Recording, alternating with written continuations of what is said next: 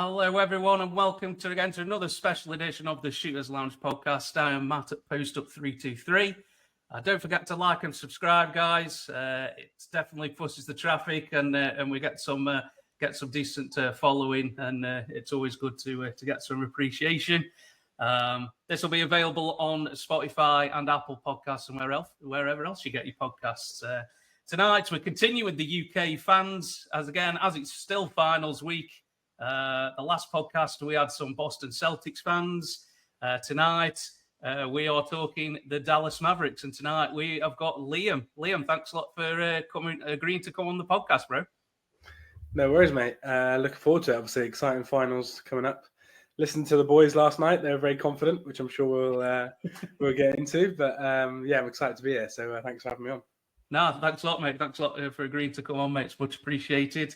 As you say, it's finals week. How are you feeling? What's the initial feelings right now? Are we nervous or are we okay? Or... Yeah, I'm excited. I think. Yeah, not too nervous. We were talking about it before we press record. I'm on my flu game. I've got COVID, so I'm not going to stay up tonight. I'm not nervous. I'm not going to watch for another probably 16 hours in the morning. So I'm not too nervous yet. Right. But yeah, it's going to be weird. Conference finals are games every other day, aren't they? Whereas now in the finals, I don't know if you've looked at the schedule, but we've got 3 days off twice, I think. So it's basically 3.5 weeks, the finals, which is crazy when like the conference finals were 10 days, they were both basically over. It felt like. So yeah, I'm excited, looking forward to it. Doesn't happen a lot for Mavs fans. So I'm excited to watch the game, see what happens. I think it's a good game. Good series, for the neutral. We'll talk about my views on the series itself, but for the neutral, I think it's fun. I think there's some good names in terms of individual players. Obviously, Celtics are a historically good team. Mav have been really good since the trade deadline. So I think if you're a neutral, you'll enjoy it. Some cool storylines. And then, if you're a Mavs or Celtics fan, then you're going to, maybe enjoy the games you win and then, be kicking yourself when you lose. Yeah, absolutely. So we should say tonight then is your flu game, mate. Is that what we're saying? Yeah, and it is COVID. It's not a dodgy pizza like Michael Jordan on. I'm not sure I'm having that story, bro. I don't know about that, but that's the story he's going with, isn't it? Yeah, it seemed like a fake Netflix story that to me. It's my flu game, so I'm excited to see if I can drop a Luka 40-point triple-double for the pod tonight. Would definitely help, mate. Yeah, absolutely. So obviously we're going to be talking Mavs this evening as we covered the other side with the Boston boys in the last pod. So in your own words, Liam, how did the regular season go for you? Obviously, you guys finished fifth in the West at the end. I think it was 50 wins. We're getting that right. So how did the season kind of start and obviously how it ended in your own words? Yeah, so 50 wins, I think, is very good for the Mavs.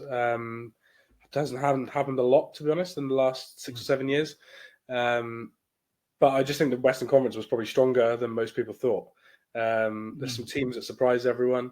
And I think if you'd have told me before the season, 50 wins, I'd say we probably third or fourth, home court advantage in the playoffs. That was kind of my aim. But the Western Conference was so good this year. And the Mavs didn't start well either. Preseason didn't go well. The first 2 months of the season didn't go great. So the outcome of being fifth, we'll talk about the playoffs obviously, but Clippers in the first round, that was a good outcome for me. I wanted to finish as a home court advantage team, but it just didn't look like that was on the cards, to be honest, after the start of the season. And I think they rallied well. And to get 50 wins, they probably should have had 52. They kind of sat everybody in the last 2 games of the season and just got absolutely killed. Just the rest of their players because they already had the 5th seed sewn up. So they probably would have got somewhere in the 52-win kind of region. So I think that was pretty good. But overall, I enjoyed most of the regular season. I enjoyed it more after Grant Williams was not on the Dallas Mavericks anymore. I don't know what you thought about the early Mavs. If you watched, I know we played the Suns early in the season, but it wasn't as fun team when you watch the team now versus with Grant Williams in it. The fit wasn't right, but it's much better now. So Yeah, what was going on then during those first couple of months then, Liam? What was going on with the team? It just wasn't kind of gelling, or what?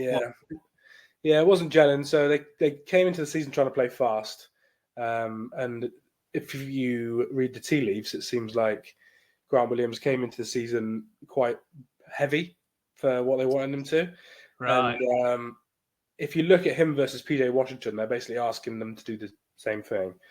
And Grant Williams was just out of shape, wasn't hitting his threes after the first 2 weeks, and clearly just rubbed up the team the wrong way. Didn't sound like him and Luka got on the best. I know Grant No. Williams says they did, but it doesn't sound like to me. I've watched Luka play basketball since he was 15, been a Real Madrid fan as well, and Grant Williams is not the type of teammate that Luka's going to gel very much with. So yeah, that didn't help. The backup five position was a bit of a disaster. Dwight Powell, as much as he's been a bit of a Mavericks quote unquote legend for playing so many seasons for the Mavs, he just can't play NBA basketball anymore. So I think those two positions, which ironically they fixed at the trade deadline, was probably why the season started bad. And obviously Kyrie Irving missed 20 games before Christmas. So this team's not built for Kyrie and Luka to miss games. There's hardly anyone else who can handle the ball in the backcourt. So I think they're probably why the season started bad. But we'll probably get onto the trade deadline. But yeah, for Nico Harrison to fix it like he did is very impressive, because it didn't look great. I still was confident they'd get in the playoffs, but they look more like a 7-8 seed, I would say, in November, rather than a 5 seed finals team like they are now. Yeah, I mean, like you say, the moves they made at the deadline, I think completely. There's no regrets over those moves, as they Liam. I don't think, because you went on like, what was it, 22-9 after the trade deadline. Yeah. So it definitely those moves definitely pulled off, didn't they? Yeah, definitely. And yeah, I don't know what you felt like as being a neutral, not being being a Mavs fan, but I saw a lot, especially in like our chats for the UK guys, that most people thought the moves were good. Most people seem to really like PJ Washington, which I thought was positive. But for the American podcast, I'm sure you're like me, you listen to tons of NBA podcasts. A lot of them probably slated the trades. They were kind of like, they're good players, Gafford and PJ, but we give away a lot of assets, because we had to give an asset for Grant Williams, and we had to give another asset to get off Grant Williams. You had to give a draft pick to get rid of Grant Williams, didn't you? Yeah, after spending a draft pick to get Grant Williams. Ouch. So, yeah. So I could see why some people would say, like, this is all in, and it's a bit of a strange team, because if you look at the Suns, if you look at the Bucks, teams like that, they've gone all in, and they've probably got more household names than the Mavs have got. I think the Mavs have got a lot of players maybe the average NBA fan doesn't know much about them. But I think for this year and for next year, when all these players are under contract, for me, I thought it was clever moves. I just think when you've got for me, the best player in the league, but top 5 probably for most people, I would say. Got to be, mate. Probably top 3, maybe. It depends who you ask, but yeah, top 5, top 3. You don't want to risk it and just be like, oh yeah, we don't want to trade a future pick swap and not get PJ Washington. It's just like, no, we'll just trade the pick swap. So I was quite happy with the deadline moves. But yeah, Gafford and PJ have been very, very good, because before that, defensively, we were literally one of the worst teams in the NBA. So you've gone from being one of the worst to one of the best in 2 moves. Well, 3 moves if you're going with Grant, obviously leaving. But in 3 moves, you've managed to go from not a great defense to a pretty very, very good defense, haven't you, in 3 moves, which is very difficult to do, isn't it? I think PJ Washington and then Gafford were happy with the moves as well, because they were on teams who really weren't going anywhere. Well, they weren't going anywhere, were they? Obviously, Washington and Charlotte. Sometimes it's the right player being in the right position, and you can just be on the wrong team, wrong franchise. You go somewhere else, and it kind of clicks. And I think those 2 guys were classic examples of players who just needed to be on the right team and be given a chance. And look how they've performed since they got there, mate. I'd say you'd agree, Liam, wouldn't you? Yeah, definitely. Obviously, Gafford is starting now, but he did come in as the backup. And I think he's a good backup center. Now, I don't always want to be spending a first-round pick on a backup center, but it was that bad that I just felt like it was a good move. But yeah, you're right. Sometimes it's right team, right fit, right player. Yeah, absolutely. I'll talk about him a few times, but Nico Harrison has a really good relationship with PJ Washington, and it seemed to be that he kind of had the view that if he comes to us, he's going to be very good on defense. Whereas at Charlotte, he was good at scoring. He had like a 40-point game this season. He had a 38-point game. Yeah. But he doesn't defend very well. But he's come to Dallas and he's been maybe not the best because, maybe second best defender on the team probably overall. And obviously in that OKC series, he hit a lot of threes all throughout the season. He's kind of done what not just Grant Williams, because I don't want to slag him off, but other players the Mavs have had as well, like Tim Hardaway Jr., Maxi Kleber. They can do one thing, which is stand there, shoot a three. Yeah. Whereas he can attack closeouts, get to the rim, draw fouls. He's got a good floater. I think PJ Washington was clearly the best addition. But it just seems like both those guys just fit seamlessly. And like you said, when they've lost, I think both of them have lost every season. They've been a losing record every season in the NBA. Yeah. So for them, when you come into a team that's winning, you're just gonna motivate you even more, isn't it, to carry on and play that hard. So it's like, PJ, we want you to leave Charlotte and go to Dallas and play with Kyrie and Luka. All right, sounds good. Yeah, I mean, it's one of those things, isn't it? Like you say, just right opportunity, and he's repaying them already, I think, hasn't he? Because of the run you've made, obviously, since then. It's definitely looking good. So, kind of, you went from the regular season into the playoffs. So, what were your thoughts on the playoff run? What were your expectations going into the playoffs, Liam? Were you kind of like, well, let's just see how it goes? We've got the right players in. Did you think you could make the finals at the start? Yeah. So my kind of thought was I want to avoid playing Denver, and I think the Mavs are better than every other team in the West. Okay. Part of that's because of experience. Like OKC, obviously their record was incredible, but they're a very young team. They haven't been in the playoffs, obviously, a lot. And Luka, I'm going to talk about Luka loads throughout the whole podcast. So if anyone doesn't like Luka, they should want to turn. Why would you not? Mate? Yeah, no, absolutely. He is probably, outside of Michael Jordan, numbers-wise, he's the best playoff player we've ever seen so far. He's not won loads in America, obviously, in the NBA. But his numbers-wise, he's just incredible in the playoffs. This has been his worst playoff year, and they're in the finals. So for me, I felt like they could beat all those other teams with him, and obviously Kyrie if they were healthy. But if I'm honest, I thought Denver would probably beat them in 6 or 7. I'm a big Jokic fan. The way they play doesn't really suit the Mavs in terms of how big they are. The Mavs, all playoffs we've seen, they've been a big team.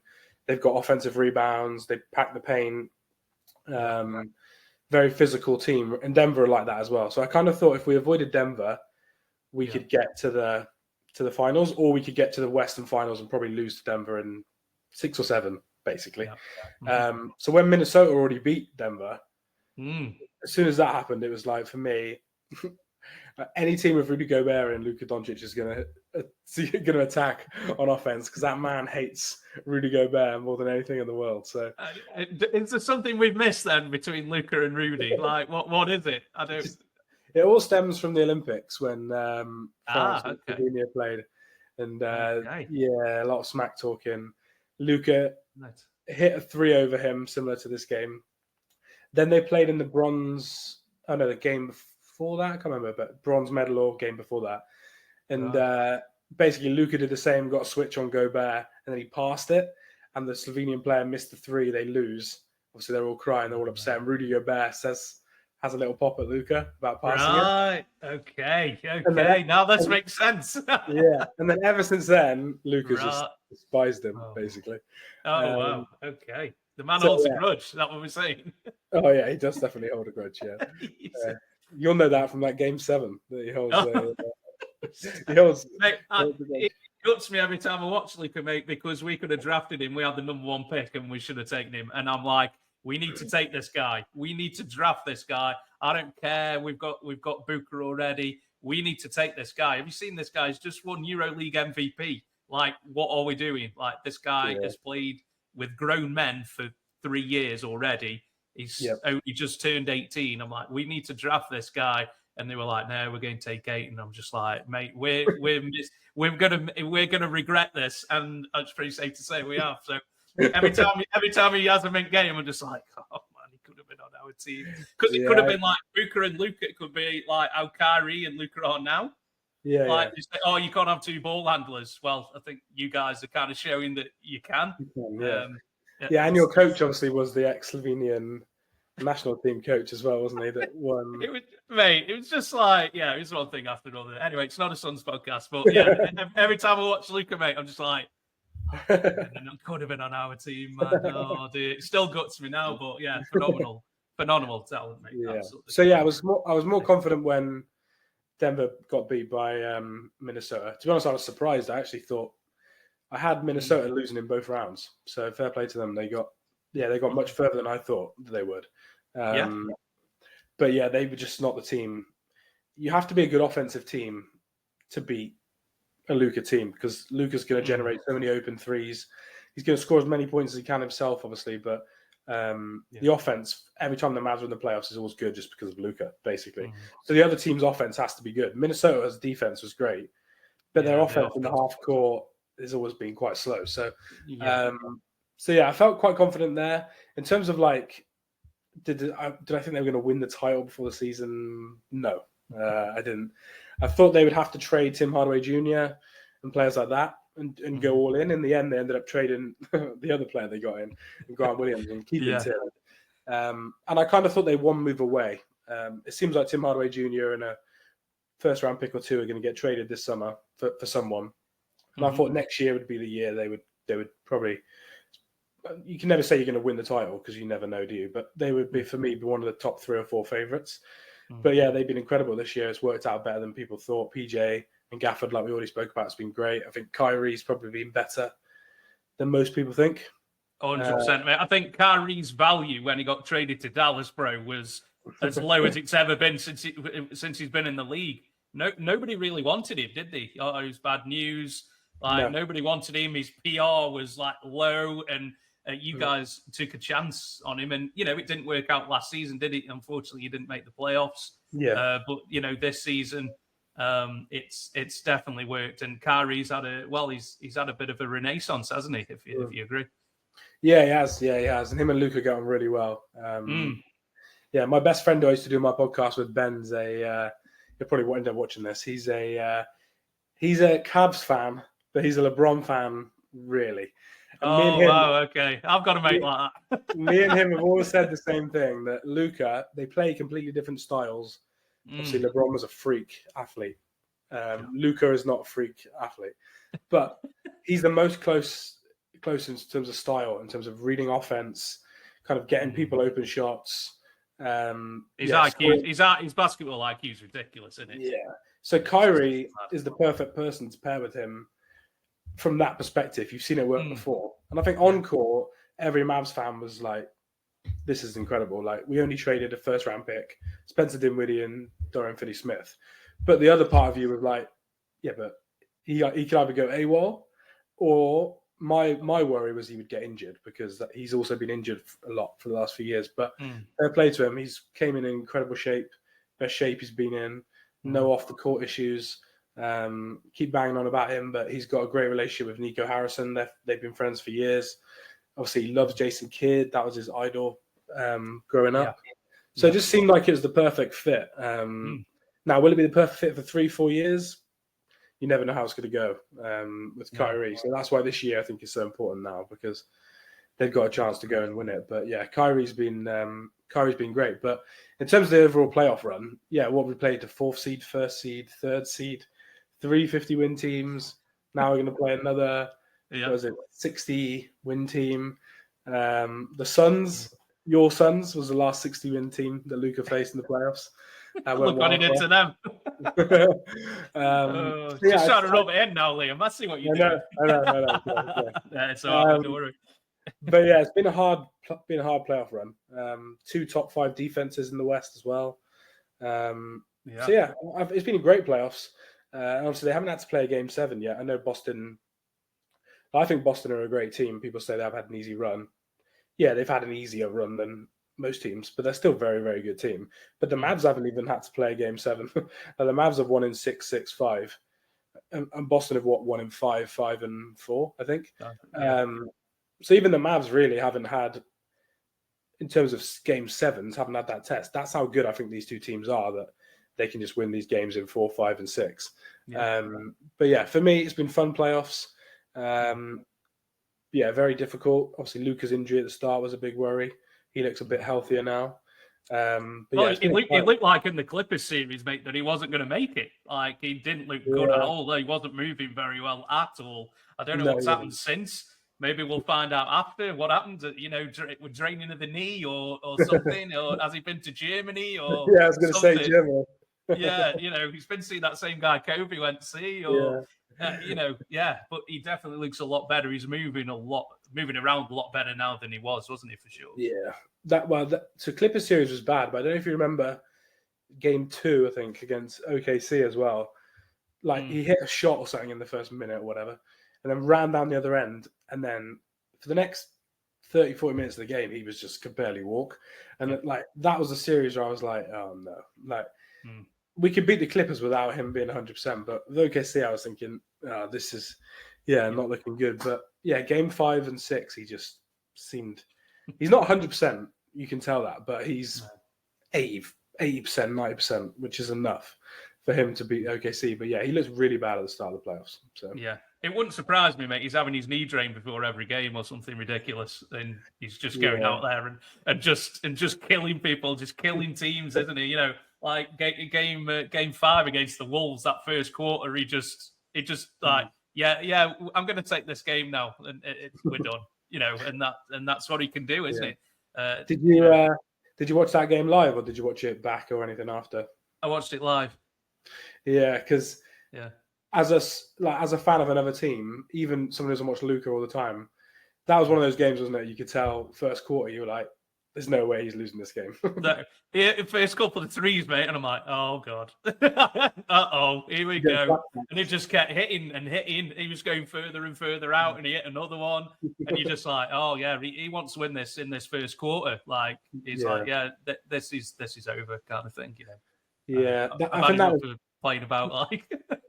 I think that was the issue with the Clippers series, was the 3-point shot is what left when he had his knee problems. Like, if you look, he's still not really getting to the rim a lot because he hasn't got the burst at the moment. You could tell. But in the Clippers series, he couldn't even shoot the 3. He was like 28% from 3. They were all short as well, weren't they? Which is you haven't got it in your legs, have you? And like you say, makes sense, doesn't it? Yeah. Whereas it seems like that Wolves series, he seemed to get it back. But yeah, it's been a hell of a playoff run. I'd prefer to him to be fully healthy. I even think for now, it's a tough task in the finals without him being fully healthy. But it's still been a fun run. I think Kyrie's been great. PJ, we keep talking about, has been great. And then I wanted to give a shout out to Derek Jones Jr. as well. Absolutely. Been a beast. I don't know, what did you think about that sign-in before the season started? Because it was obviously a minimum. It was very late. It felt like it was kind of under the radar, but it's turned out to be one of the best players of the season, isn't it? It's just we were on about it on our live show beginning of this week, mate. He's one of them journeymen. He's been around, been on a few teams, not really done a great deal. Yeah, he's been in the dunk contest and things. Ends up on the highlights every now and again. Yeah. But he's turned himself into a really important player on a championship team, which good on him, mate. He's improved his 3-point shot. He's actually consistent from that corner 3, I think, now, and a very good defender, which I didn't really knew that he got it in him, really, to be honest, as a neutral. Like you say, brilliant. Anthony Edwards and Paul George shot their career worst field goal percentage against him. That's how good he's. Good he's been. I think him and PJ work well together as well. I think sometimes when you have, that one shutdown player, I think teams find it easy to kind of scheme away from them.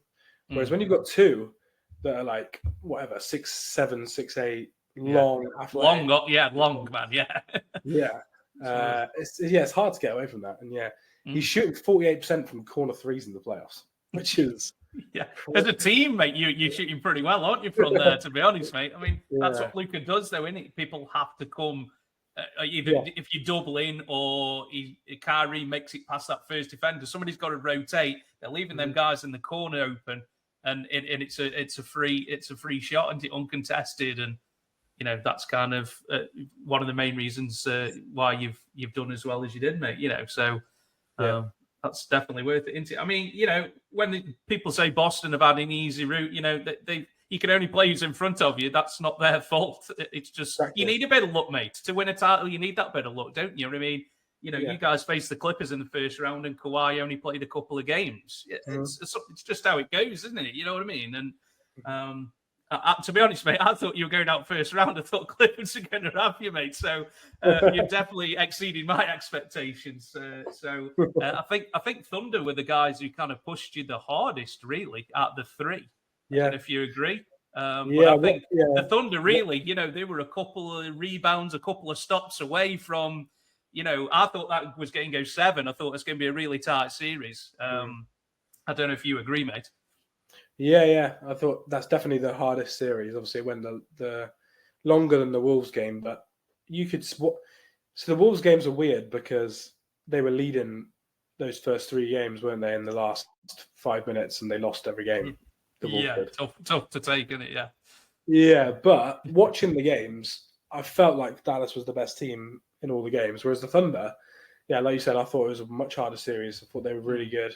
They defended the Mavs really well. They gave Kyrie a torrid time. Obviously, Luka, I think, wasn't healthy, and I think he needed those games to kind of get back up to not full health, but near full health. But for Kyrie, it was a really hard matchup.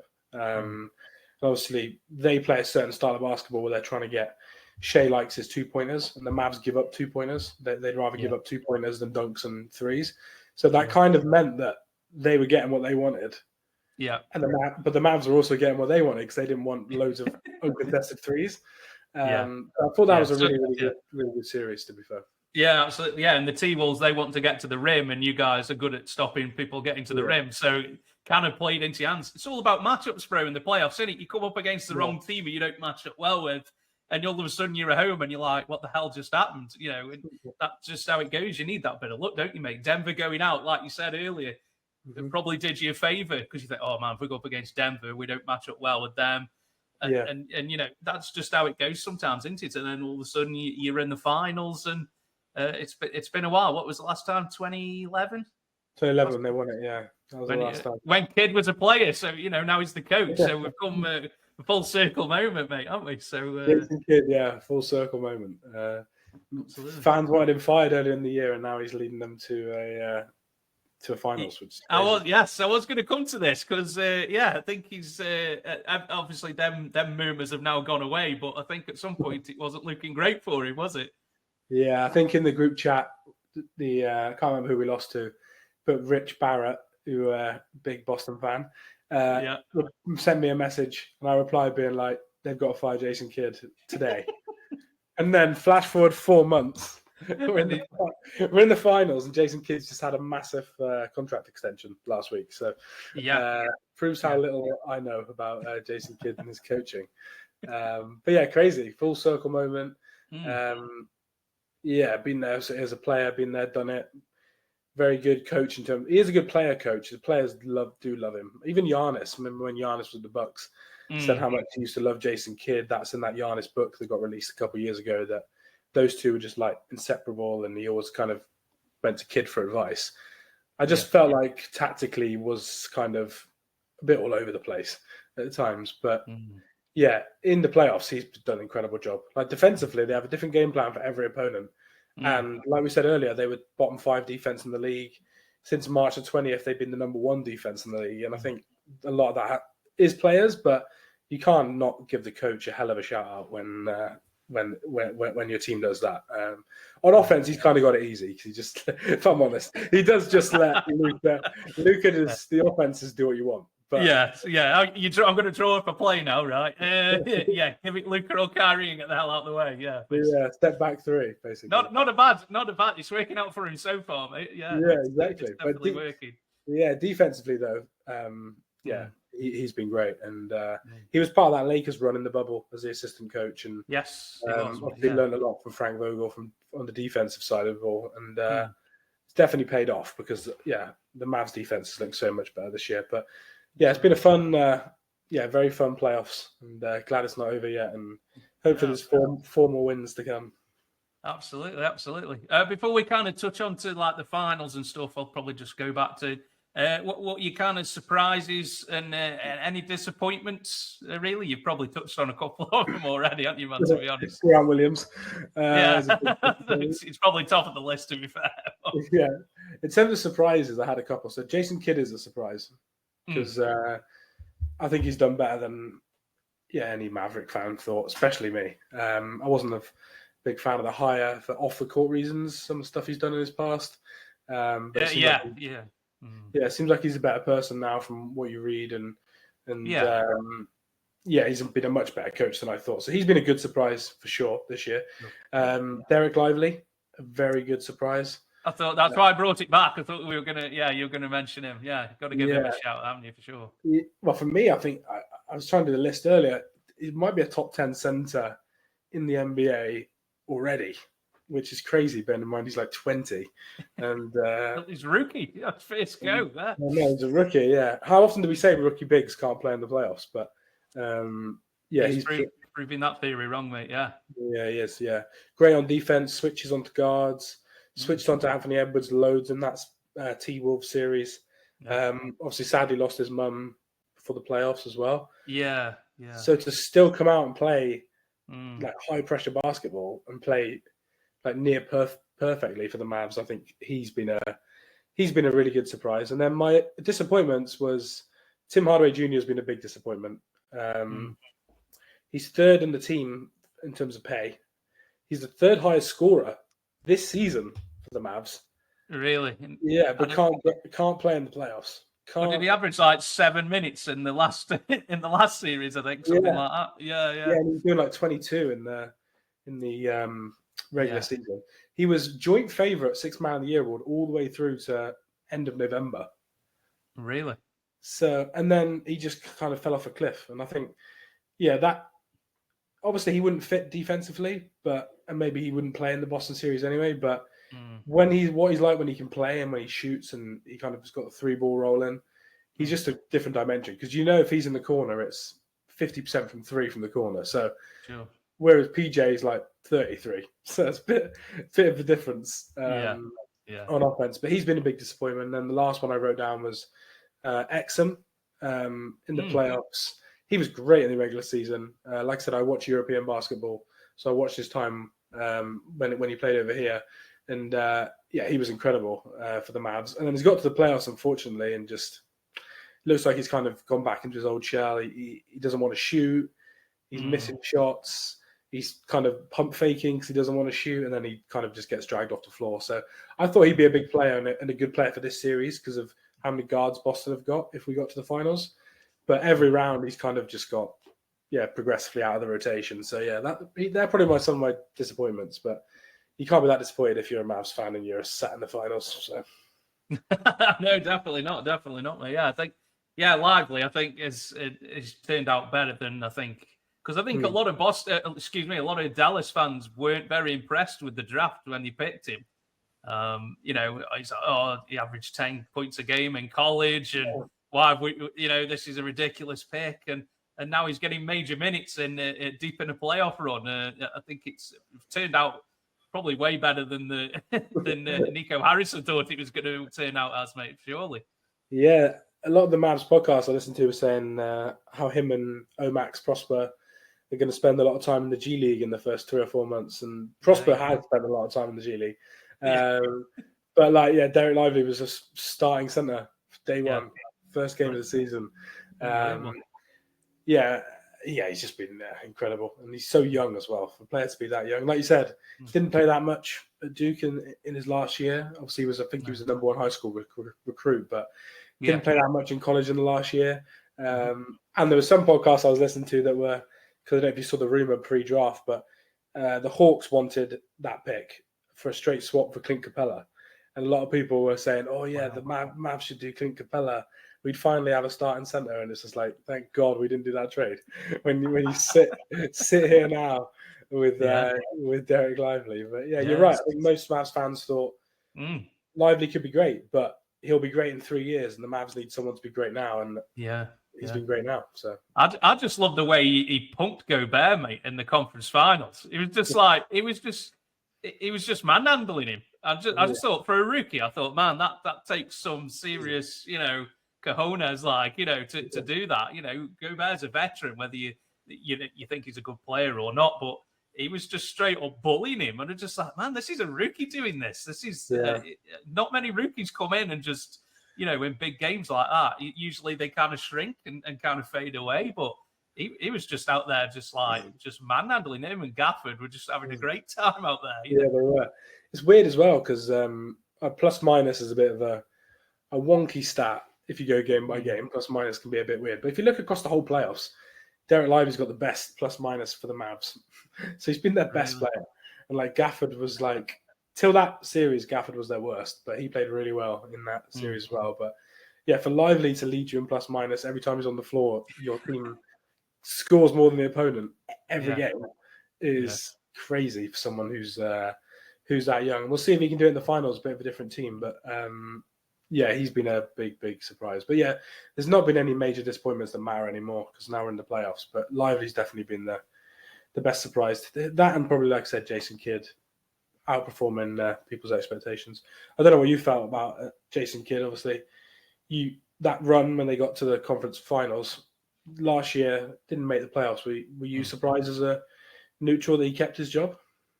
I think when the first couple of months when it wasn't going great, you're kind of looking at it, keeping an eye on it, going, wouldn't surprise me if you see the breaking news, we get a Woj bomb, as they say, and it's like, oh yeah, Kidd's out, and it's like, oh yeah, okay, because teams were quite quick to get rid of people this year, weren't they? Even in season, like Bucks and certain teams, just like middle of season, we've got to go. Some of them even with winning records. Just madness, like you've got a winning record, mate. What you're doing and things like that. So it wouldn't have surprised me, but I think he's had an up and down coaching career, anti-Kidd. The first job he had, I think it was in Brooklyn, which was and it was with a team that was kind of going for a title. There was a lot of pressure on him as a first time coach, I think, and unfortunately that didn't work out very well for him. And he's had a couple of other jobs along the way, hasn't he? And but I think this playoffs he's definitely done his reputation some real good. I think his basketball IQ was always amazing. When he was a player, a fantastic player to watch, and the passes he used to come up with were just ridiculous. And that IQ doesn't go away. Maybe the athleticism does, but the IQ and he's been in a lot of big games over the years. Played for Team USA and. Won the finals with Dallas, and so he knows what it takes as well to win it all as well. And having him kind of mentoring Luka, not that Luka probably needs a mentor or anything, but to have somebody who's played the same position as he has, he probably listens to him a lot more because Kidd's been there and done it. I think that probably helps, man. If you agree. Yeah, he does.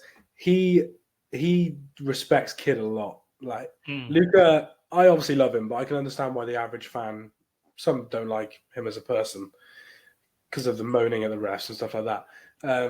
But he doesn't. If he doesn't respect you, he will not listen to you. He did not like Rick Carlisle at all down the stretch. No, they did not get on very well, did they? Well, towards the end, especially, like you say, man. Yeah. Towards the end, they didn't get on at all. No.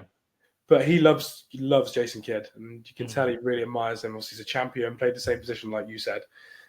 Plays it in a similar way, really, in terms of passing. Obviously, not scoring, but passing. And he listens to him. It's kind of widely known in Mav circles. I don't know if you saw the press conferences after the was it Thunder maybe game? I can't remember what game it was now. But when Luka said he decided to stop moaning, he wasn't going to speak to the refs all game. They'll just play. And then he scored like 32-point triple-double.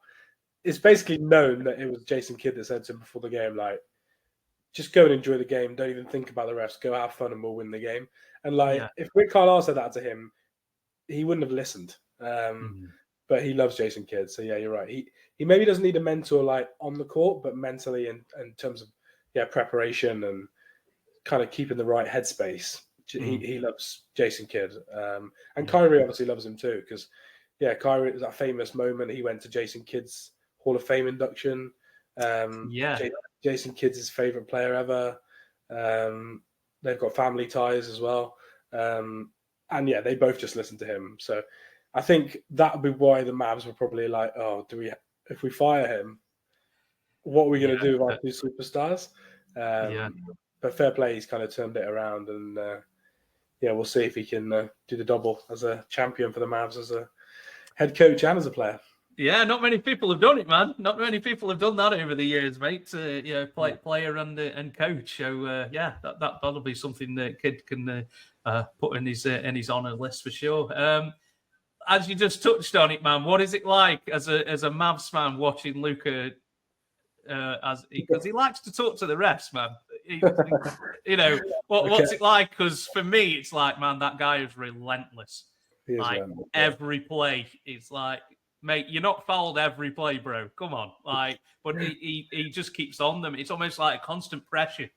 He's always keeping them under pressure all the time to make the calls. And what's it like as a Mavs fan when you see it? You probably don't care because you're winning, and so who cares? Which is fair, mate. As a neutral, though, it's like, man, just. It'd be annoying against your team, I'd imagine. It's a lot. Yes. I mean, obviously, a few years ago, I watched it for 7 games, and I'm like, man, that guy does not shut up. But, when you're as talented as he is, you probably can moan at the refs a lot more and things. But what's it like from your perspective? So I think he gets fouled more than he gets credit for. But he might do, but I don't know if the rest go the other way. And it's like, oh, shut up, man, I'm calling for you, mate. You're like, I don't know. Yeah, that's what I think. I don't think he flops either, like people would say, but he just moans a lot. Like you said, he does moan a lot. He does, mate. A game with him and Embiid, mate, is not a fun game to watch, bro. You're getting it from both sides, and you're like, oh my days, this is the game lasts 3.5 hours, and it's like, oh, there's that many free throws, and I don't know. He is on it a lot. But I don't mind. I don't mind. He's been like this his whole life. Like I said, even when in Real Madrid, when he was 16, he was like that. He's just a psycho, like competitor, like absolute psycho, which comes across good ways, like the screaming at the crowd, the crazy like and1 screams, but then he also goes the other way sometimes. I'd say the only time if you're a fan of his team is annoying is if he's doing it, the other team's then on a fast break, and then they score. He's not getting back. That hasn't happened as much this season. It feels like that's kind of a point of emphasis for him, but it happened a lot last season. You could tell when he was annoyed down the stretch. He was injured last season at the end. He was so annoyed, he was just doing it too much. But in general, I don't really care. Like my wife will joke that when she's watching me play sport, I am exactly the same playing basketball as he is. Right. I moan a lot to refs, so I can't really talk personally. But I don't mind it. I'd rather that than have someone who's placid and doesn't kind of rise to the moment. But I can appreciate how it winds people up. As long as you keep winning, mate, you don't care. I don't blame you whatsoever. I felt like last year though, when they didn't make the playoffs, people brought it up even more because they were like, right, he hasn't made the playoffs now. Kyrie trade, the refs. So that kind of made a stick to beat him with. But he definitely moans at the refs. Who's going to get booed? Who's going to get booed more in Boston, Kyrie or Luka? Because I think they're both going to get some flack, I think, aren't they, tonight? Game 1, Kyrie will get the worst. By the time we get to... I don't think that it's going to be a sweep. So by the time we get to Game 5 in Boston, the Boston fans are going to despise Luka. That is just... I think so, yeah. What do you think? Yeah, I think that's how it's... Yeah, they're going to hate Luka by the end, mate. You're going to have at least 2 games in Boston, maybe more, I think at the end they're gonna hate that guy. They're gonna hate that guy so much. But he feeds off it. He kind of reminds me of Reggie Miller in that way. He just feeds off the hate, the New York hate that Reggie used to get when he was a Pacer. Just feeds off it. And Luka's like that. He's looking for anything. He's looking for anyone who's yelling at me, who's calling me such and such. He's just ready to feed off the hatred and he channels it into the game and makes threes, and then stares at the person who was yelling at him, like, or telling them to shut the hell up, or a bit more excessive than that, or yelling at a player like he did Gobert, and just like, you got to respect it. You got to respect it. You know, that people like Edwards as well. You know, he was absolutely whipping us in that first round, the Suns. But you got to kind of respect it, because you were like, he's just killing us, and now he's telling us about it. It's like, got to respect somebody like that, really. You know, he's winning, and then he likes to gloat. Okay, well, don't let him win then. You know, that's the way you can you get him to shut up, isn't it? He's got the Jordan gene with that. Like, 100%. I'm gonna get some hate from this, and oh yeah, what better crowd to do that with than Boston, because they're probably the. I don't mean this to the UK fans, but if you ask in America who's the worst fans, people normally say Boston. I've been to Boston to watch American football before, and it's a very lively atmosphere if you're the away team's fans. Yes. So I think he's going to feed off it.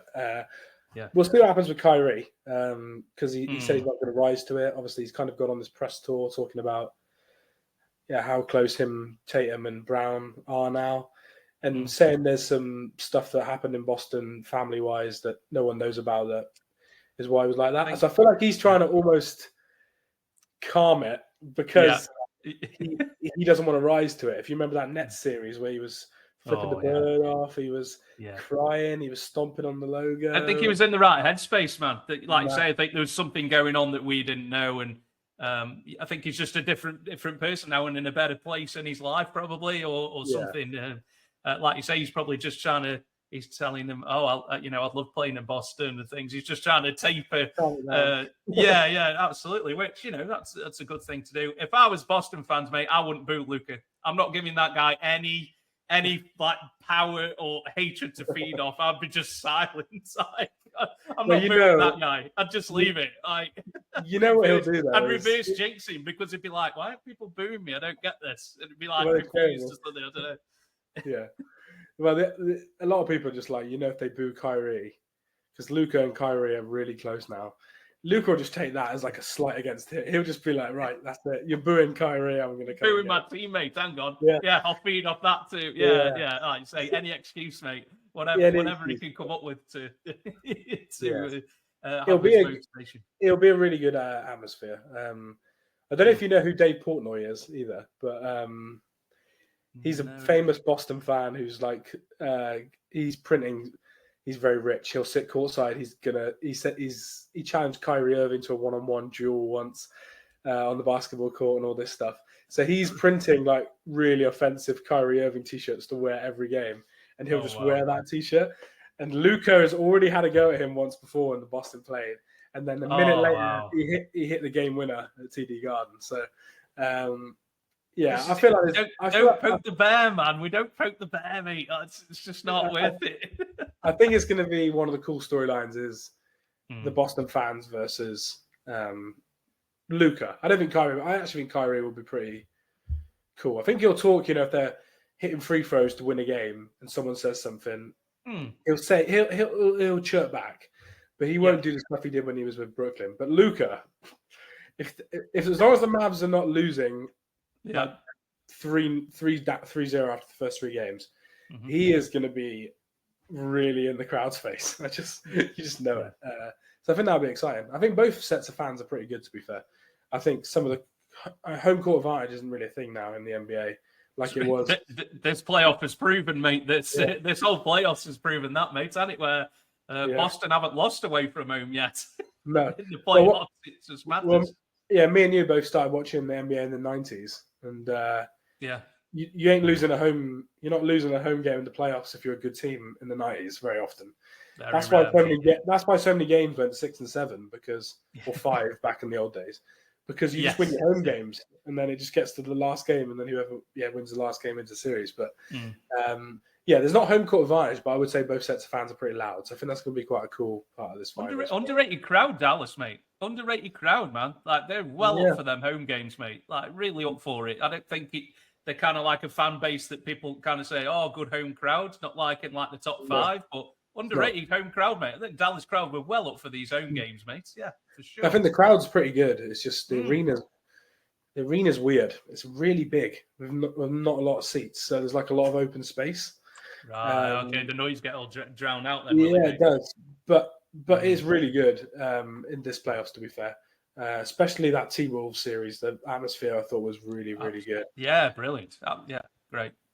And they don't like Jason Tatum, ironically, Mavs fans. So I think there's a bit of a there's a lot of people say Tatum's better than Luka. So Mavs fans have kind of held that on internally. So if he misses a three and like bricks a three, the fans are going to love it. So yeah, I'm excited to have all the first however many games it goes, 4, 5, 6, 7, for the atmosphere to be good at them all. So. Yeah, and also you've got the Porzingis storyline. Used to play for the Mavs, now is on the Boston Celtics. You've got that as well. Obviously, we've spoke about Kyrie. Used to play for Celtics. So there's a lot of little subplots going on as well, isn't there? In this finals matchup, man. Yeah, there is. There's a lot of cool kind of extra things, whether it be the fans like we spoke about, Kyrie. You got KP. We got a question later, obviously, about my favorite non-Mavs players, and Porzingis is actually one of my favorite, or used to be, back in the day. Like I said, my family's got Knicks connections. Nice. And obviously he was a unicorn drafted there. Watching European basketball with my dad forever. Obviously he comes from over here, but originally before that, played Latvia for the Worlds and stuff. He's always been good for them. So I think it's a cool storyline. It's not the same as Kyrie. Like, there's no bad blood really. No, I don't think so.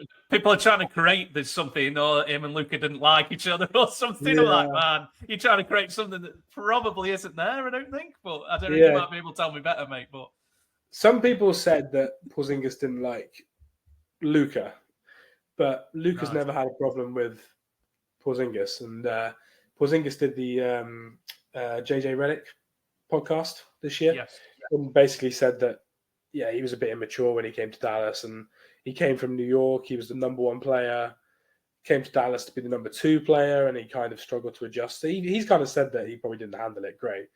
But Luka really likes him. Ownership really like him. I think Jason Kidd only coached him for a few months. They got on quite well. So I don't think there's any real bad blood there. It just didn't work out, and he was just always injured. So it was just a disappointment, really. But he's hardly ever played against the Mavs since though. I think he's only played in Dallas once since because of all the injuries. Really? So, how was his reception? Can you remember what it was? Was he? It was all right. Yeah, it was all right. It was just a bit. He had a video and stuff, but it was a bit like didn't really achieve enough. Everybody gets a video now, don't they? Yeah, they do. Kyrie never got one in Boston, but KP got one in Dallas. But it's an interesting storyline just because he's the type of player that I think could swing the matchup in Boston's favor. So it's not only the fact that he used to play for the Mavs, but it's the fact he probably actually could make a big difference in the series. We'll see how healthy he is. He obviously hasn't played in like 36 days or something like that, isn't it? It's been over a month, hasn't it? Yeah. He is the full go tonight, though, isn't he? Apparently. Yeah, he's full go. How many minutes he'll play? Who knows? I think they've held him back a bit longer than if it was a series in the previous round. I think he might have come back sooner, but because it ended like in a sweep, I think they were like, well, it was 3-0 already. Well, you can have another rest, and they've had nearly 10 days off since the last time they played. Both teams almost. It seems like forever since we've had basketball, man. I don't know if you feel the same. Yeah, it does feel like forever. And I think the Celtics game finished a couple of days before the Mavs. They've had even longer to sit down and kind of think about it. But maybe KP would have played. Like I said, I've watched him all his career. And everyone says he's different in Boston, but he always struggles coming back off injuries.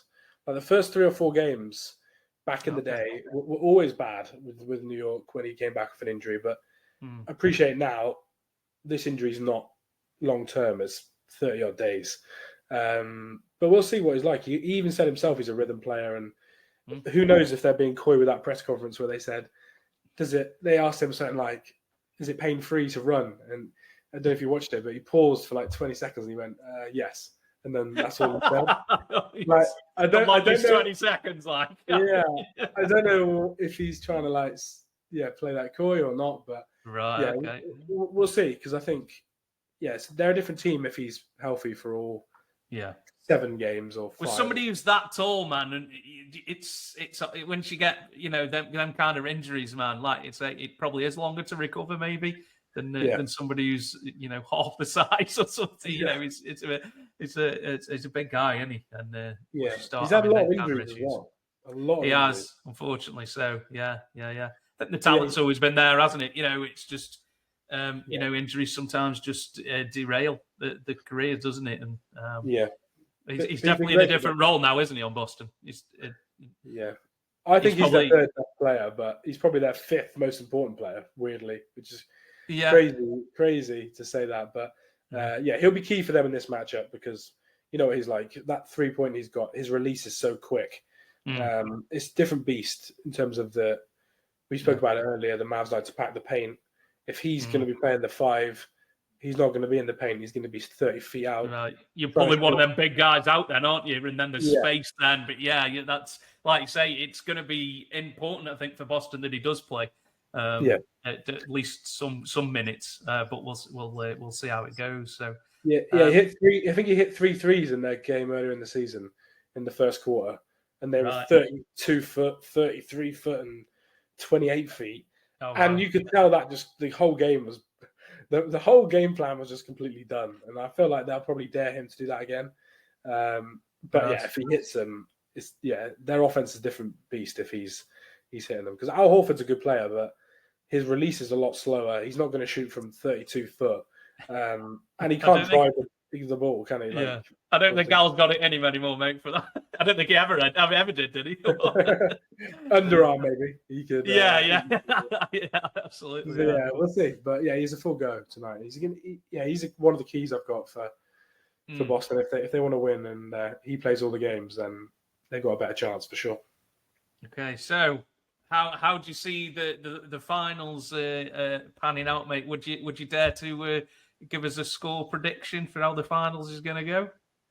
Yeah, I'm going to go Mavs in 7. Mavs in 7. Wow, like it. Like the confidence, man. That's good. Yeah.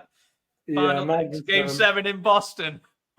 Game 7 in Boston. Kyrie on the logo. Oh my god. Oh dear. The storylines are there, aren't they already? It's a lot of people that are picking the Mavs have picked them in 6. Obvious reasons. Home court in Game 6. But I think Boston are just so good.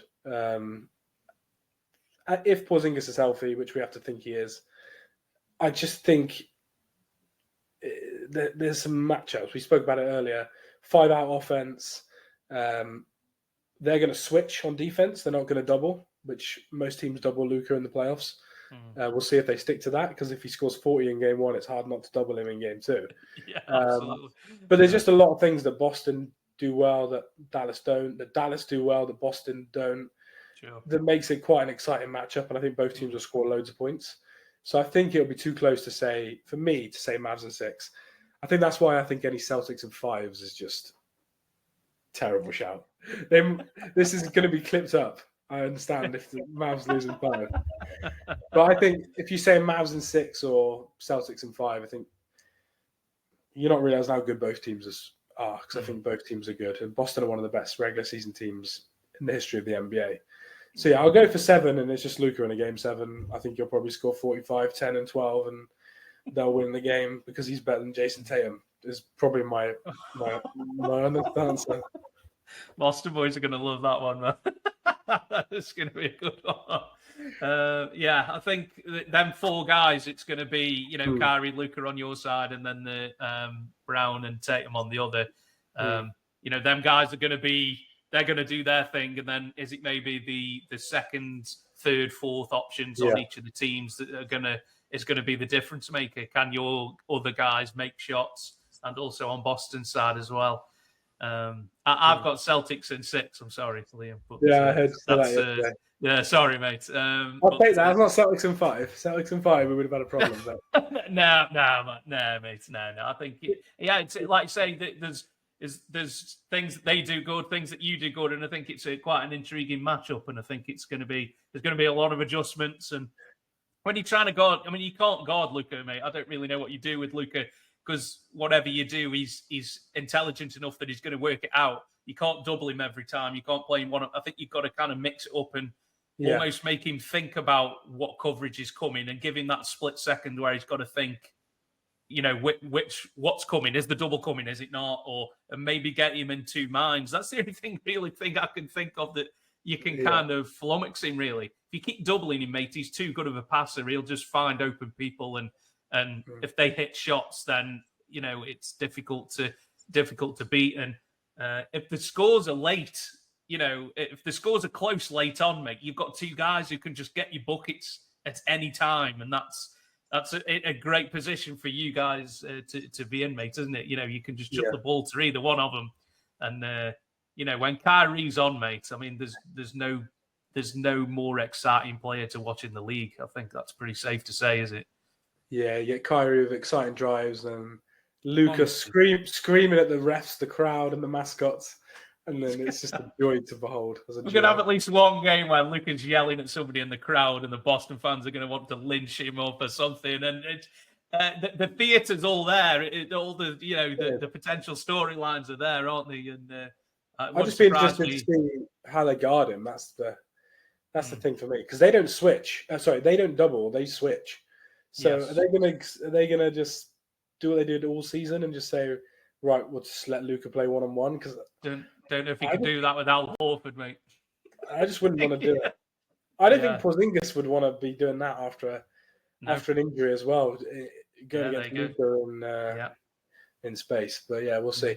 I think it's quite obvious to most people that the Celtics have like the best top 6 or 7 in the NBA. In the regular season, you need 10 players, and sometimes their bench was a bit dodgy. That was the only games they lost where the bench kind of didn't pull through. Yeah. But in the finals, there is no bench. Both teams are going to play, 7 players max, probably, you'd say? Probably, yeah. So, they've got a deeper team. Mavs have got the better 1-2 for me. So we'll see. Yeah, we'll see what happens. I just think the gap between Luka and the next best player in the series is so big that the Mavs will win the series. That's how good I think he is. Him and Jokic are just in a league of their own, I think, in the NBA now, which is cool for us as European fans, because we get to say all the best players in the NBA are all from Europe / the rest of the world. Which is man. USA being left behind a little, mate. Yeah, they're getting a bit scared, man. Yeah.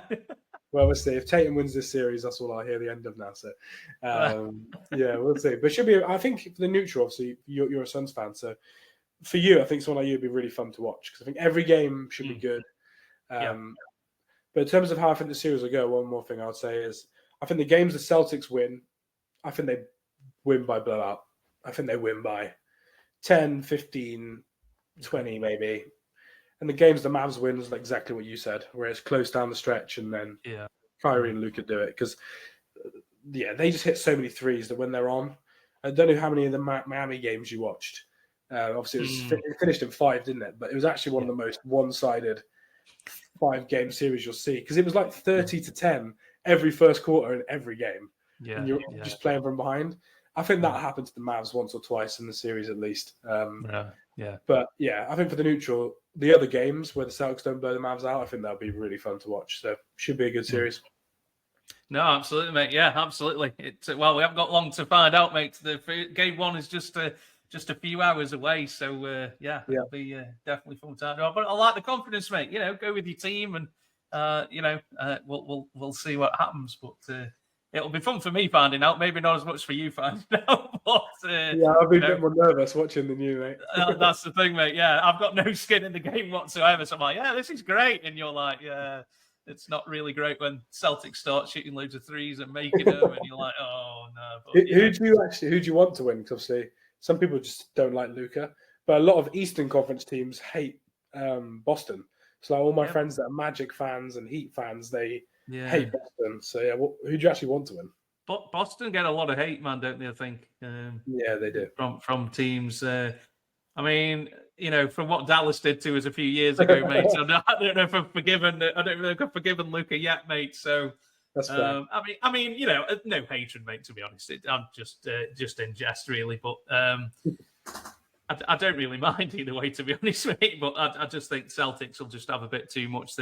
Much like the other guys all will be better than your other second unit, third unit kind of thing. And that's how I see it going out, unfortunately for you, mate. But maybe I'll be proven wrong, and you can come back and gloat, mate, when if you do. If we win, you better have me back on. That's the rule. Absolutely. Oh no, absolutely, mate. Yeah, for sure, man. Yeah. You come on and bring the trophy on and gloat, and it'll be great. No, absolutely, man. Absolutely. So that's the finals kind of previewed. So a couple more segments before we shoot off. But next one, we've obviously you're wearing a jersey for anybody who's listening to the podcast. Liam is wearing an NBA jersey, so you've got to be a Jersey fan then, obviously, mate. Yeah, I'm a Jersey fan. Yeah, I've got a All-Star World Luka Doncic.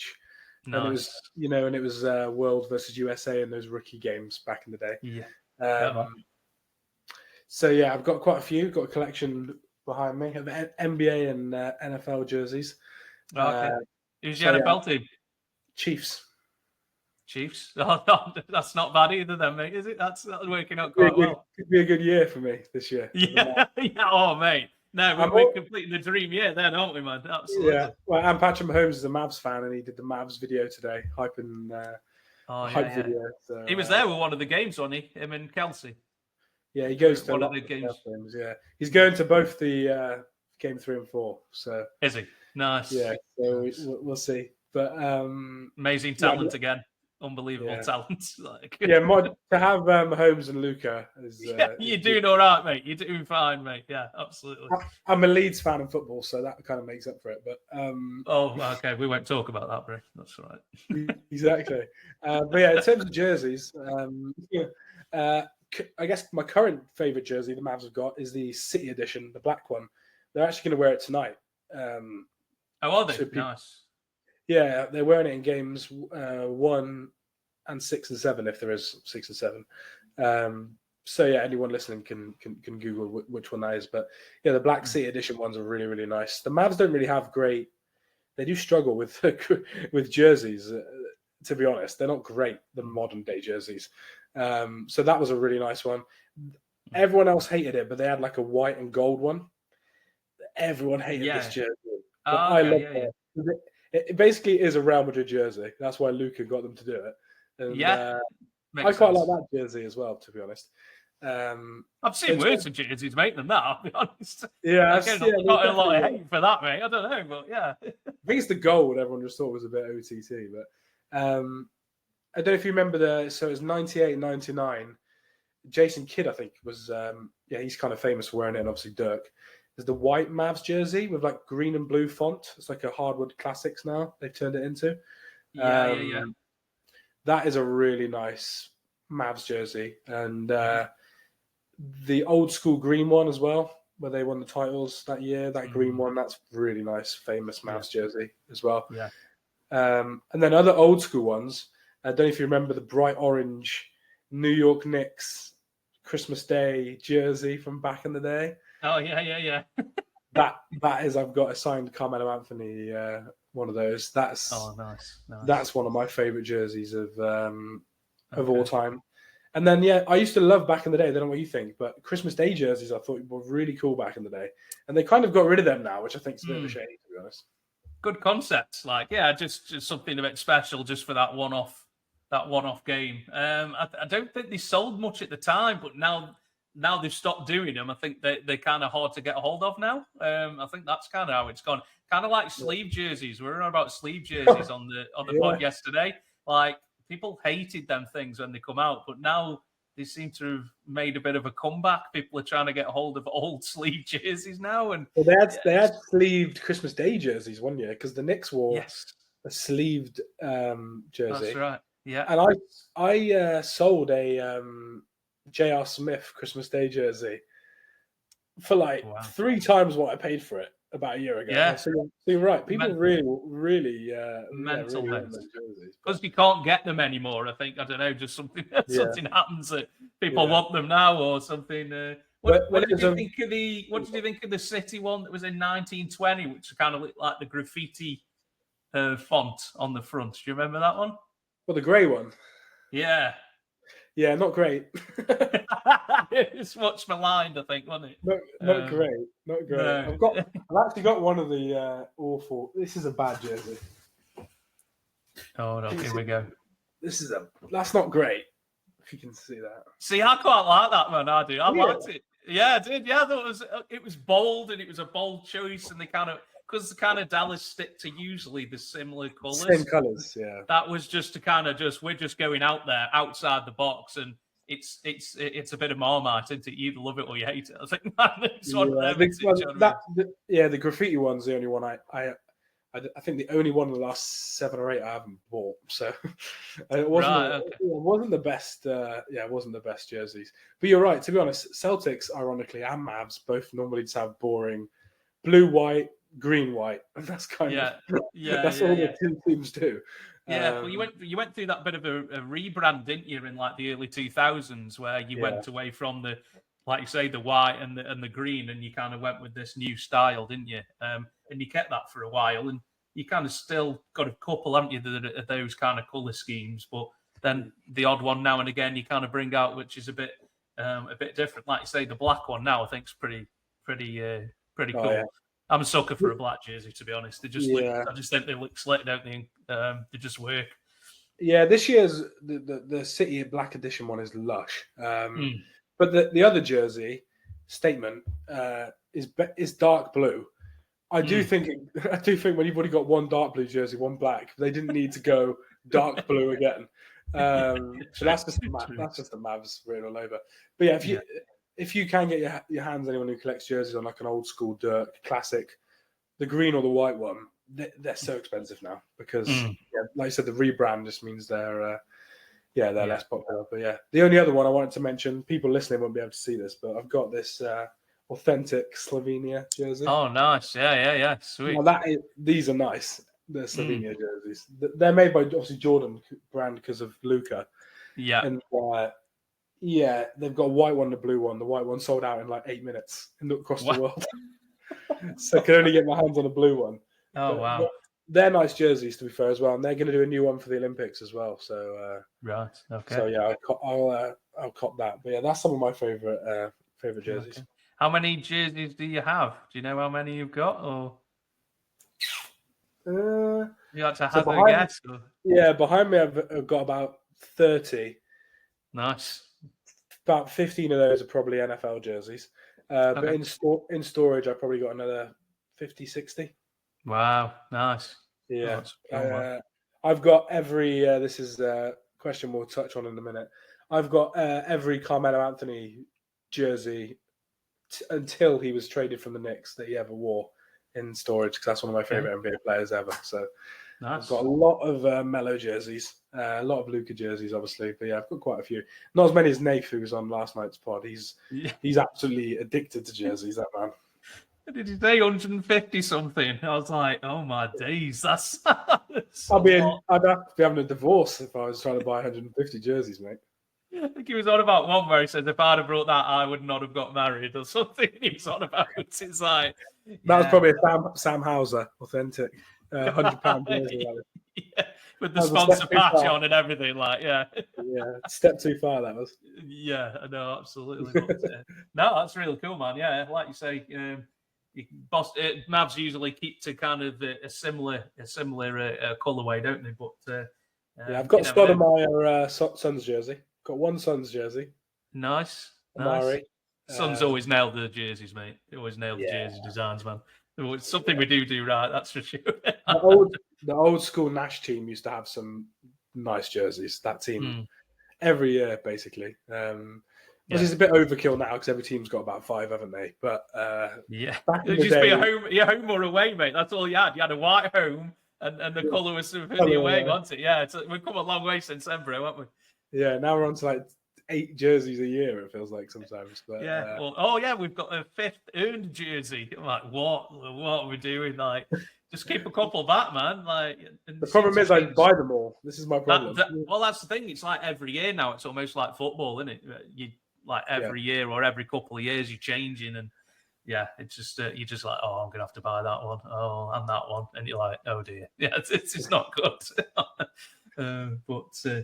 No, it's Do you prefer the Nike jerseys, or were you more old school Adidas champion maybe? Or Yeah, the champion jerseys are really nice when you go back and buy some old school ones now. I don't know. Elliot from Hoop and Luton will kill me for saying that Nike jerseys are good, because I don't think he's a big fan of Nike jerseys. But he's in the Adidas Revolution 30 ones, mate. He loves them ones, I think. yeah, He's firmly in that camp, I think. he is. Yeah. So I'm kind of I don't know. I don't really mind who makes them. I would say the champion old school ones and Adidas last longer than Nike jerseys do. But I do think in the last 3 or 4 years they've done a good job of making the new jerseys. Like the All-Star ones were good this year. So for me it's fine.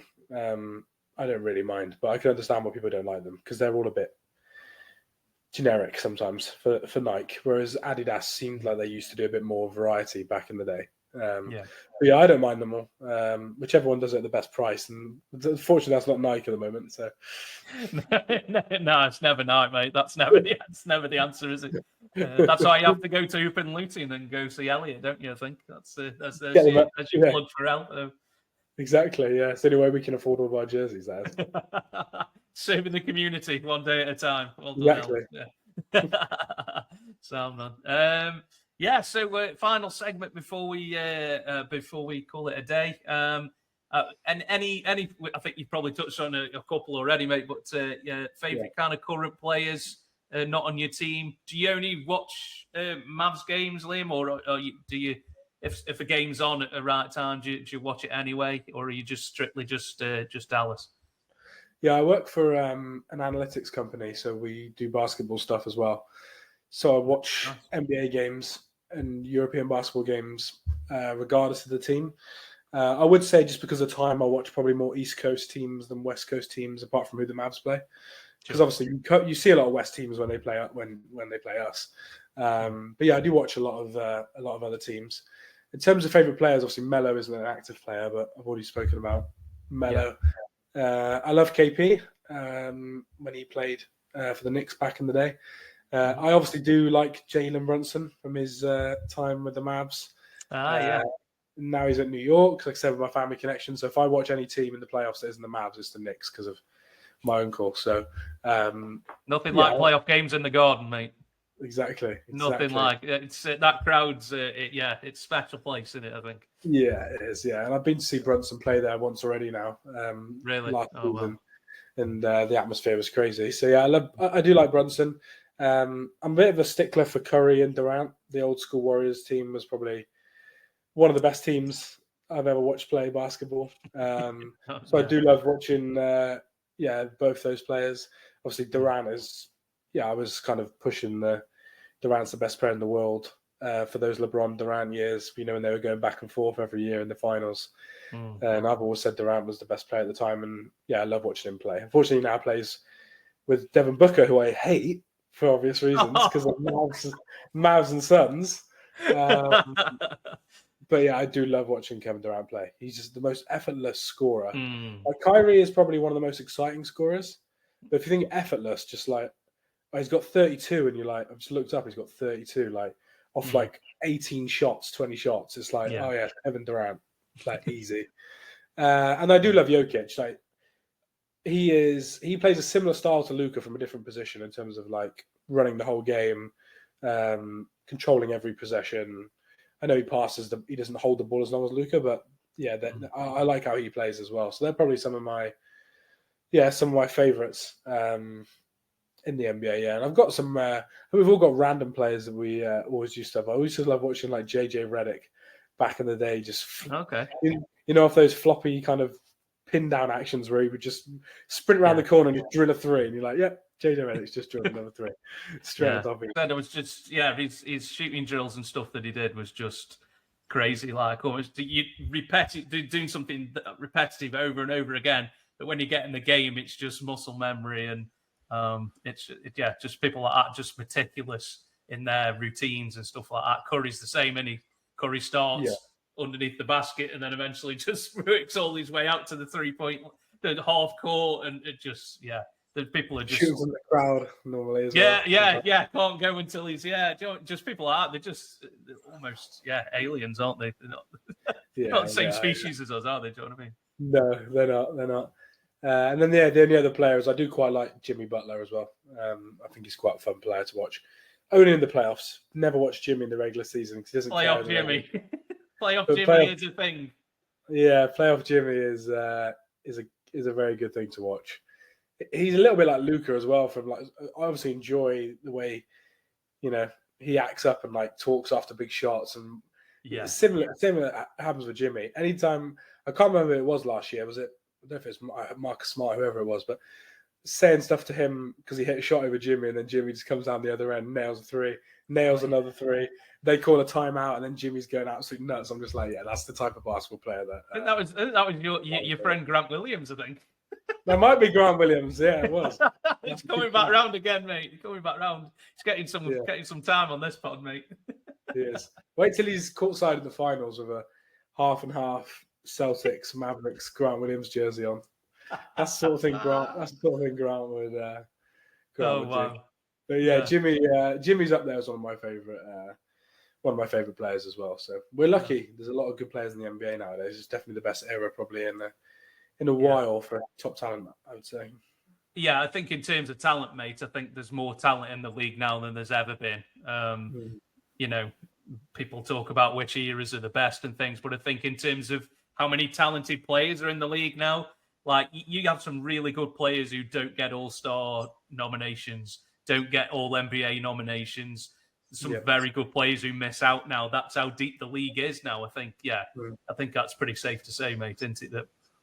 That the talent in the league now in general, the amount of very, very good players there is as big as it's ever been. So the league's, it's in a good place, isn't it? That, you're not worried if, LeBron, KD, Curry, these guys are coming to the end of, their careers. And I think the league's in a good spot, isn't it? It's in a good place. We're not going to have them lean years when Jordan left, in the late 90s, where it's like, oh my God, what we're going to do? Who's going to be the face of the league? I think the league's in a good place, even if those guys go. Obviously, it's sad to see them go, but I think the league's going to survive without them, even as good as they have been having them in the league. Yeah, I agree. Yeah, a lot of the top 10 now are quite young. You got a couple of the older guys, but a lot of the top 10 are pretty young players in the NBA. I don't know if there will be a face though, which is interesting. There kind of always has been. I don't know if it'll just get shared around a bit because obviously Jokic, most people think is the best player, but he doesn't care about media. He hasn't got that on-court personality. Obviously, Luka does have the on-court, but he's never won anything. Obviously, you've got Edwards and Tatum are probably the two best American young talents. Which one of them? Ja Morant's kind of fallen off a bit after what happened to him this year. So it'd be interesting to see if it just rotates now, between all these players. But yeah, you're right. Yeah. It's the most talented. The top 6, 7 in most playoff teams this year were really, really good compared to, if I go back to 2011 when the Mavs won, if you look at some of the players coming off the bench of some of those playoff teams, they wouldn't have a chance now of sniffing some of these teams. But it's good for us because we get to watch all these talented players. So absolutely. Yeah, you can't be like a one-trick pony now, can you? You've got to be able to play both ends of the court as well, or else if you don't play defense, you'll get hunted on the other end, and if you can't shoot, people will leave you alone. I think, like you say, you need to be dual talented now, don't you? You can't just be a one-trick pony, or he's a three-point shooter but he doesn't play defense. You need to be a 3 and D guy, or else you're out the league, aren't you? People won't have you around, will they? I think that's pretty safe to say. Yeah, it was such probably 3-4 years of small ball as well, whereas the league's huge again now. The last few years. The era of the big man has returned, hasn't it? Yeah, we went through a bit of a lean few years. Then the Warriors dynasty, if you want to call it that. It was the small ball, and now the big men have come back, haven't they? The last few years, man, for sure.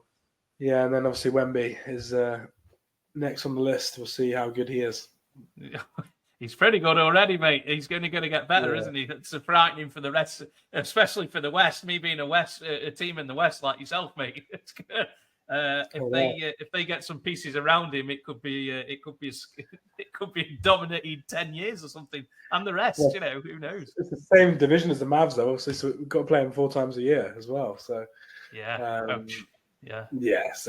but it's just such a big league now, and the cool thing is we spoke about it earlier, but so many of the players are European or European descent or whatever. So as us for fans, it's pretty cool to see that. That wasn't a thing.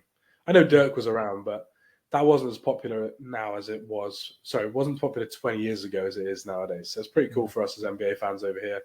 There's rumours today, obviously, of it coming back to London at some point as well. So I hope so. I missed them. Did you go any of it? Have you ever been to any of the O2 games in the past? Yeah, I've been to the London ones, most of them, but I never did the Paris one. I never bothered with the Paris ones. A couple of the lads in the group chat that me and you are in have obviously done the Paris ones as well. But I think it'd be good. Whether it's in London or they do that new arena in Manchester they're building. Yes. Yeah, that could be an option. But it'd be cool to see it back because I don't know why they really took it away, because I always thought it would just go the same way as the NFL. They just have more games in more countries rather than swap where it was. Yeah. The thing that makes no sense is there's more games in the NBA season than the NFL, and we have more NFL games. Yeah. Now we've got 0 NBA games. We used to have 1 or maybe 2. I think there was a couple of years where we had 2 regular season games, but now we've gone to none. So it's like, how does that work? You've got more games in the NBA season that you can use. It just didn't really make a lot of sense, does it? But sounds like it's going to change though. Fingers crossed. So we'll see. I hope so, mate. I think there's a lot of pre-season games around the world now, so why not get a regular season game in there? That's right. They're going to have a couple of USA games, aren't they, at the O2 next month? So that's warm-ups. Yeah, it's a good basketball venue. To be fair, the O2, I think it's a decent venue. It looks like just any normal NBA game when you go. It just seems like any kind of it could be anywhere in America. It doesn't look any out of place or anything. It's I don't know if you agree, mate. No, definitely. Yeah, it's a good venue. It's very similar to a lot of the more modern, kind of newly built American ones that you go to. It's just very similar, and the atmosphere was always relatively good. It's not as loud as a game over there because most people in the stadium don't support the 2 teams that are playing.